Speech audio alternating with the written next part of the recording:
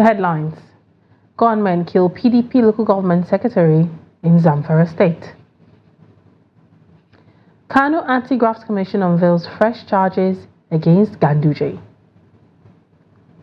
Nigerian Civil Aviation Authority suspends 3 jet operators over commercial flights.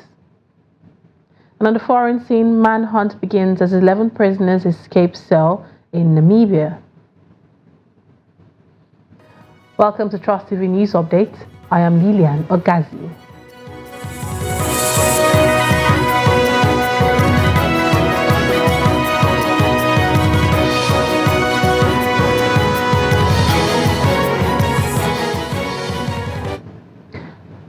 Now the news. Gunmen suspected to be bandits have killed Musa Ile, the secretary of People's Democratic Party PDP in the state, local government area of Zamfara state. Ile was killed in front of his house when the assailants invaded his house on Monday night. The PDP chairman in the local government, Garba Garewa, confirmed the killings of the party's secretary in Safe on Tuesday. A resident of the area said the gunmen entered the area, tricking the victim into coming out of the house before killing him. Police authorities in the state are yet to comment on the incident. A popular restaurant operator identified simply as Ofoma was on Monday night shot dead at Ogute roundabout in Ibueze, North local government area of Enugu State, by vigilante operatives known as Neighborhood Watch in the area. It was gathered the security team had gone to arrest someone in Ofo's restaurant but were resisted. The situation, eyewitness said, degenerated into a fight between the restaurant owner and the security operatives. The ensuing fracas, the restaurant owner was shot on the back by one of the operatives. The eyewitness further narrated that on seeing what had happened, the security men took to their heels, abandoning their vehicles, which was later set ablaze by angry youth. The victim was rushed to St. Mary's Hospital, Ogute, where he was confirmed dead in the early hours of Tuesday. The Enugu State Police Command is yet to react to the development at the time of filing this report. Now moving over to Kano, where the Anti-Corruption and Public Complaints Commission says it has filed fresh charges of corruption and maladministration against an ex-governor of the state, Abdullahi Ganduje. The commission alleged that Ganduje government took 1 billion naira from the state coffers a month to the expiration of the administration's tenure in May 2023, adding that the money was sent to the Bureau de Change operators and not used for road renovation as earmarked. The Kano Anti-Graft chairman Magaji, who said he was being viewed as a stubborn person in some quarters, insisted that the court ruled that money laundering was a federal offense, but the commission has the right to probe alleged corruption and maladministration by the Ganduje administration. Magaji said though he was appointed by Ganduje to head the agency, he won't hesitate to prosecute alleged corruption by the immediate past administration in the state. Meanwhile, the Kano High Court will arraign Ganduje on Wednesday, April 17, 2024, on charges bordering on allegations of bribery, diversion, and misappropriation of funds, including the purported acceptance of $413,000 and 1.38 billion naira in bribes. Ganduje, who was Kano governor between May 2015 and May 2023, has been under pressure to resign his position as the national chairman of the All Progressive Congress, APC. The Economic and Financial Crimes Commission, EFCC, on Monday arraigned a father-in-law, Alaba Alakija, and his daughter-in-law, Oyinkansola Alakija, before the Special Offences Court sitting in Ikeja, Lagos, on an amended 2-count charge bordering on alleged conspiracy and using false documents. A statement by the EFCC's head of media and publicity, Delo Yewale, said the duo conspired to use a false document titled Vesting Deed by Omodele Alakija and Afolabi Alakija, the executors of the estate of the late Sir Demola Alakija, purporting same to be made by Omodele Alakija and Afolabi Alakija. The offense was allegedly committed on or about August 6, 2015, with intent to financially benefit from a property located at number 10 Kefi Street, Southwest Ikoyi, Lagos. At the arraignment before Justice Mojisola Dada, the defendant pleaded not guilty to the charge. After listening to all the parties, Justice Dada granted bail to the first defendant in the sum of 10 million naira, with sureties and likes who must submit their international passports to the court. Both defendants were then released to their lawyers pending the perfection of their bail conditions. The judge adjourned the matter to May 28, 2024 for commencement of trial.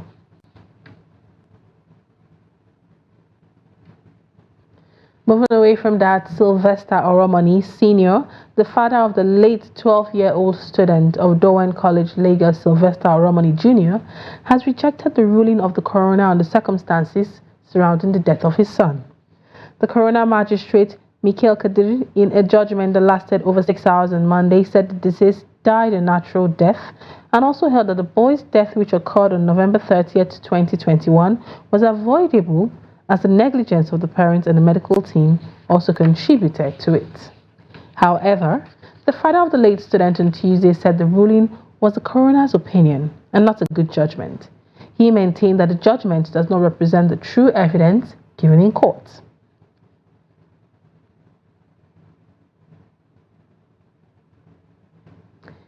The Nigerian Civil Aviation Authority, NACA, has suspended the permit of 3 private jet operators for engaging in commercial flights. The acting director of the NACA, Chris Njomo, announced the suspension of the 3 private operators in a riot act read to all airlines on Tuesday. The NACA boss said the Minister of Aviation and Aerospace Development, Festus Keyamo, gave marching orders for the cessation of the use of private jets for commercial purposes in 2023, but the operators continued in such acts. He added that the authority has also deployed its officials to monitor activities of private jets at terminals across airports in Nigeria. He maintained that in line with the ministry's zero tolerance for violation of regulations, the authority has suspended the PNCF of these defaulting operators.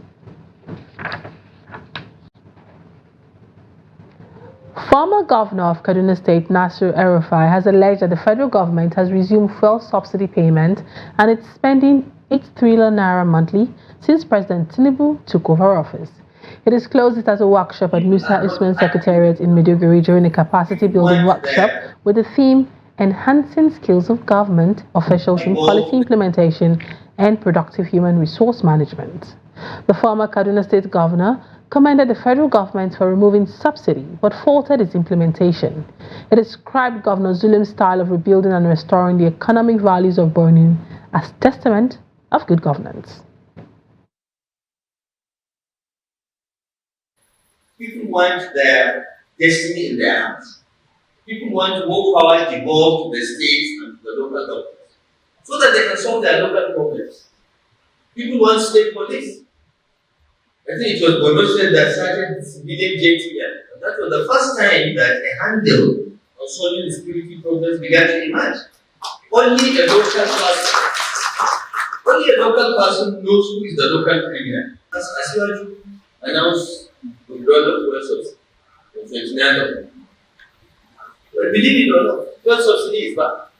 Because we are spending more on subsidy now, about 8 trillion than before 29th. Because we realize that you cannot withdraw fuel subsidy if your exchange rate is not stable. You just have hyperinflation, so they have to relax. So no policy is cast in stone. It's not total controversy. If you start implementing and there are problems, modify it, drop it, reverse it.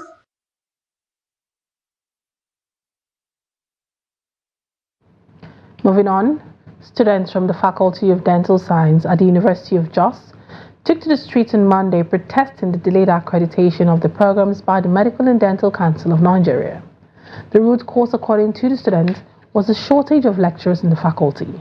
The protesters are demanding that the university merge dental students with medical students to prevent further disruption to their studies due to the delayed accreditation. The students of the protesting faculty stated anonymously that they are tired of the repetition of courses and non-standard teaching methods. According to the student, the shortage of required manpower in the faculty was the reason their programs have not been accredited, despite several promises from the university management.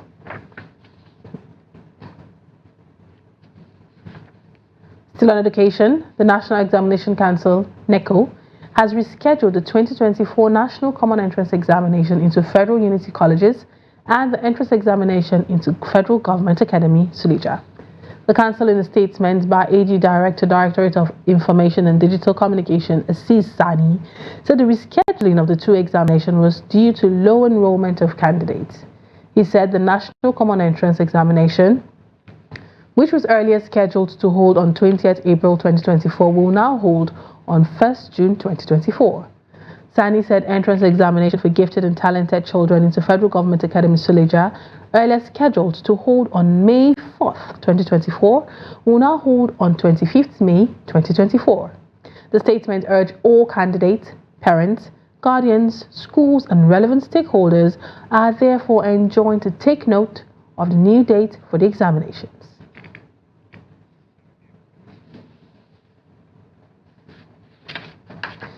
This is news updates coming to you from Trust TV. Coming up, Abuja residents decry poor electricity supply and billing. More news when we return. This day.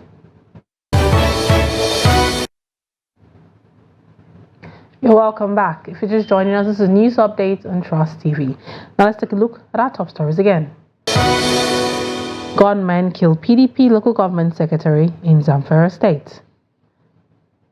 And Kano Anti-Graft Commission unveils fresh charges against Ganduje. Moving on, the recent grid collapse in Nigeria continues to generate reactions as the country was plunged into darkness due to the nationwide outrage. A former managing director of the transmission company of Nigeria, Abubakar Atiku Tambuwal, stressed the crucial need for power transmission infrastructure to be adequately equipped to anticipate and prevent grid failures in the future, while highlighting the recurring challenges in the sector. The report. In a recent interview on Trust TV's Daybreak Show, Dr. Abubakar Atiku Tambuwal shed light on the factors responsible for Nigeria's frequent electricity grid collapses.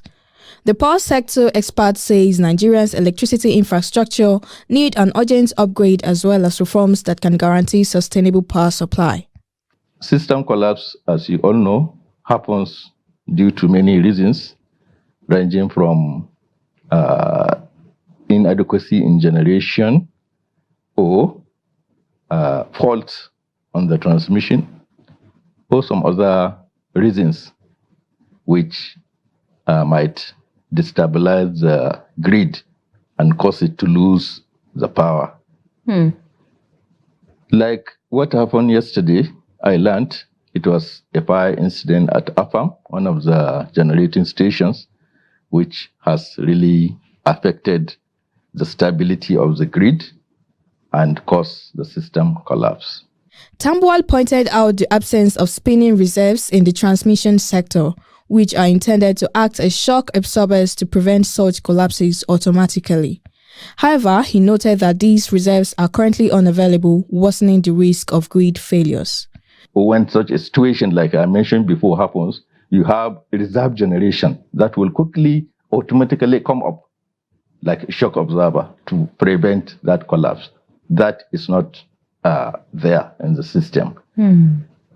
So these are very, very critical items which must be provided if the system stability and reliability is going to be guaranteed. In 2013, the federal government privatized all generation and 11 distribution companies while retaining ownership of the transmission company, aiming to improve efficiency. However, despite these efforts, the grid has collapsed more than 140 times since privatization. Ndidi Imba, the General Manager of Public Affairs at the Transmission Company of Nigeria, TCN, has announced that updates on this matter will be provided to the public soon, indicating ongoing efforts to address the situation. Still on electricity, and amidst the prevalent issues with electricity supply in the country, electricity consumers in Nigeria's capital Abuja have expressed frustration over disparities in power distribution linked to the categorization of customers into different bands. In interviews with Trust TV, some customers voiced their dissatisfaction, highlighting that despite paying significant amounts for electricity units based on their band classification, they do not receive the minimum hours of supply commensurate with their expenditure. Trust TV's Ibrahim Ismail reports. As per the existing electricity tariff categorization, Band A customers are guaranteed 20 to 24 hours of electricity supply daily. Band B subscribers receive a minimum of 16 to 20 hours of power supply, while those in Band C are allocated 12 to 16 hours daily. However, many electricity consumers in Abuja report that they do not receive power supply in line with their designated bands. There is no specific hour because they flash on like a traffic light. They just flash lights, you go, small time they go bring them. So it's very hard to calculate, say this is the number of hours I'm getting light. Previously, the amount I used to buy before, they will last longer for me. But when I buy now, it doesn't last like the ones for instance, if I buy a unit of 2,000 naira, it lasts like some day, like 1 week or something like that, depending on what I'm using. But now, if you buy, they even reach 3 days, 2,000 never even reach days it will finish. That's my own experience. Definitely, I'm from Band A, and the issue of electricity is something that. Well, we don't have anything to say, and whatever we see, we take it like that. But light is not definitely constant. Light is not constant because right now, as I'm talking to you, since this morning, 3 o'clock this morning, they take light. As they take light, up to now, we never see light. It depends. Sometimes, when they give us light, we used to enjoy it like 8, 10 hours sometimes. And sometimes it's 5 hours, sometimes it's 3 hours, sometimes it's 7 hours. So it depends. Even when there's no light like this, even the things that we used to put on fridge, some used to spoil. So I feel bad. And definitely, as Band A, I'm supposed to enjoy light. And there's no light. I'm not enjoying it the way I'm supposed to. The Nigerian Electricity Regulatory Commission, NERC, has mandated all distribution companies to automatically demote any Band A feeder that fails to meet the minimum requirement of 20 hours of power supply per day for 7 consecutive days. Consequently, many residents are urging electricity distribution companies to fulfill their obligations and validate their charges.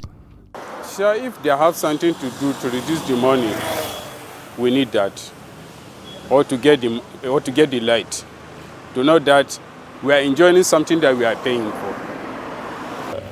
Myself around here, we enjoy relatively between 10 and 16 hours of electricity, depending. There are some days you get up to 12. There are some days you get up to that 16. For Band B people, which I'm part of. But comparatively, we are being shortchanged sometimes. NERC previously approved an increase in the electricity tariff for Band A customers from approximately 66 naira to 225 naira per kilowatt hour for the various distribution companies in the country, marking a 240% increase. However, it is evident that authorities in the electricity sector must take decisive actions to rectify the numerous discrepancies in tariff classification and improve electricity supply nationwide. Ibrahim Ismail, Trust TV News, Abuja. Away from that now, the Nigerian Upstream Petroleum Regulatory Commission, NUPRC, says Nigeria's crude oil reserve rose from 36.96 billion barrels to 37.50 billion barrels within a year. The natural gas reserves also increased from 208.83 trillion cubic feet to 209.26 cubic feet within the same period.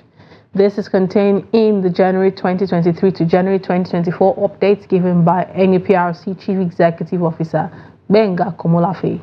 He attributed the increase in the reserves to the production from some of the marginal fields in the country and other initiatives of the Commission. According to him, the data shows the level of hydrocarbon capacity the nation is endowed with. On the template of domestic crude oil supply obligation, Komolafe said in compliance with the provisions of Section 109(2) of the Petroleum Industry Act PIA 2021, the Commission, in a landmark move, has developed a template guiding the activities for domestic crude oil supply obligation. And now on the foreign scene, Namibian police are on a hunt for 11 prisoners who broke out of police cell in northeastern Zambezi region. The escapees awaiting trial for serious offenses managed to cut through the roof of the Katima Mulilo police station and fled. Items believed to have aided the escape, such as blades and makeshift ropes, were found in the cells. Locals are cautioned that some of the escapees are considered dangerous, including one with a history of murder. 3 escapees have been recaptured, but the search continues. The overcrowded cell meant for 16 people housed over 100 prisoners awaiting trial and is currently under renovation. And in Kenya Power has recently announced a significant reduction in 13.7% in electricity costs, effective this month, a move which comes as a welcome relief for consumers across the country. This notable decrease is primarily attributed to 2 key factors, namely the strengthening of the Kenyan shilling against the American dollar and a notable decline in fuel prices. Specifically between the months of March and April 2024, these variable components experienced a substantial reduction of 37.3%, marking a significant improvement in affordability for customers. For instance, the fuel cost charge, which stood at Kenyan shilling 4.64 in March 2024, has now decreased to shilling 3.26 in April 2024, reflecting a significant drop from its peak of Kenyan shilling 4.93 observed in January 2024. Similarly, the forex adjustment charge has seen a notable reduction from shilling 3.68 in March 2024 to Kenyan shilling 1.96 in April 2024, down from its highest point of Kenyan shilling 6.85 recorded in January 2024. Overall, the significant reduction in electricity costs heralds positive news for Kenyan consumers, offering much needed relief in the face of prevailing economic challenges. And now in sports, Arsenal loanee Arthur Okonkwo has been named as the best goalkeeper in League 2 by the English Football League after helping Wrexham to promotion to League 1. The North London club disclosed this in a statement on their website on Monday. Okonkwo emerged the best goalkeeper after he was named in the League 2 team of the season at the EFL award on Sunday. The 22-year-old played 90 minutes of Wrexham's 4-1 win at home to Crawley Town last Tuesday. On Saturday, he kept a clean sheet in the emphatic 6-0 victory over Forest Green Rovers. The win against Forest Green Rovers secured automatic promotion to League 1 for Wrexham. Okonkwo has kept 13 clean sheets in 34 league appearances in his loan spell at Wrexham. With that, we've come to the end of News Update on Trust TV. Do well to follow us on all our social media platforms. I am Lilian Ogazi. Thanks for watching.